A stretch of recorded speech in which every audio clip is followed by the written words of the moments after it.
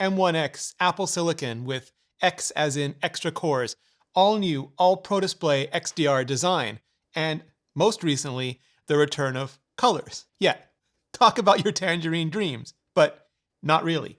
Let me explain. Sponsored by Ting. Most of you watching aren't actually subscribed, so hit that button and bell and we can build the biggest and best community in tech together. John Prosser of Front Page Tech just dropped a fresh report this morning saying colors are coming back to the iMac.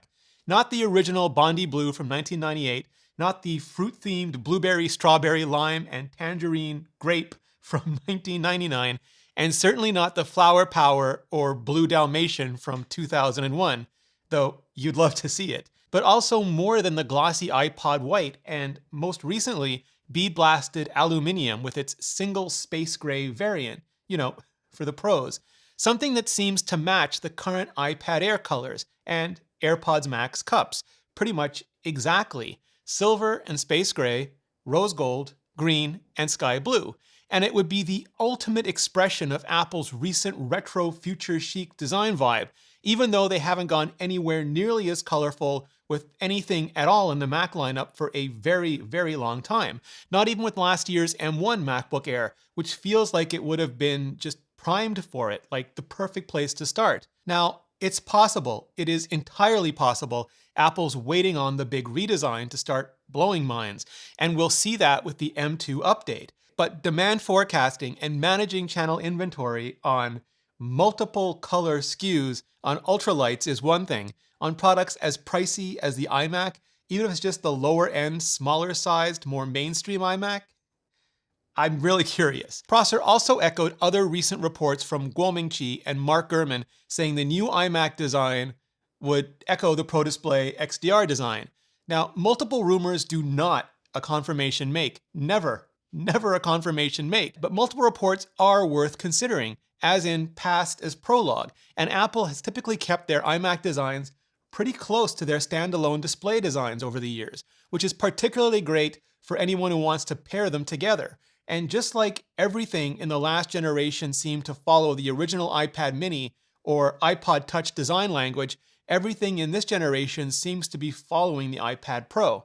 Now, the Pro Display XDR is all cheese grated on the back because of the active cooling system needed for the extreme dynamic range technology that makes it 6K for 6K. But if Apple sticks with LCD or manages to go mini LED, even if it's just on the higher end model, then they can probably stick with a flat back, even if that grater does look all shades of hella cool. Prosser says he doesn't know about the ports yet, but given what we've seen from the M1 Mac Mini, it is not hard at all to imagine we'll be getting similar from the iMac, though hopefully with a couple more USB 3/Thunderbolt 3 ports, courtesy of a couple more Thunderbolt controllers on the M1X board, which, if the iMac ships in the first half of this year, should be identical to the M1 chip in the current Apple Silicon Macs, but with far more performance and graphic cores. Prosser didn't speak to that, at least not this time, but according to Mark Gurman, up to 16 P cores on the low end, maybe even 32 on the high end. Same with the graphics cores, 16 to 32, which certainly is something. And if they ship in the second half of the year, when the A15 Bionic, Trionic, whatever is ready, who knows? Maybe they'll be based on the M2, with even better single cores, which become even better, more massively multiple cores, which would just be something else entirely.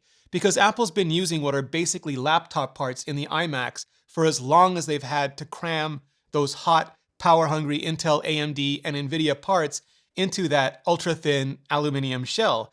But the M series is basically desktop power with better than laptop efficiency.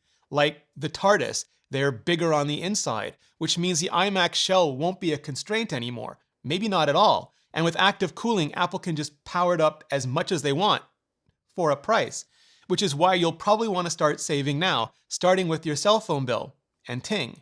They have talk and text for just $10 a month, data from $15, 5 gigabytes for $25, unlimited from $45, whatever you need. Just go to rene.ting.com, check out the plans, and see how much you can save. You get access to the best nationwide coverage in America on pretty much any phone, iPhone, Galaxy phone, Pixel phone, anything you can put a SIM card in. And you can keep your existing phone, keep your existing number even if you want to, because the next generation of Ting Mobile is here. So seriously, go to rene.ting.com and see how much you could save and get $25 off. Just click the link in the description or go to rene.ting.com and get $25 off. And clicking on that link really helps out the channel. For more on Apple's upcoming Macs, click the playlist above. I go over the M1X, M2, iMacs, MacBook Pro, Mac Mini, all of it. Click that playlist and I'll see you in the next video.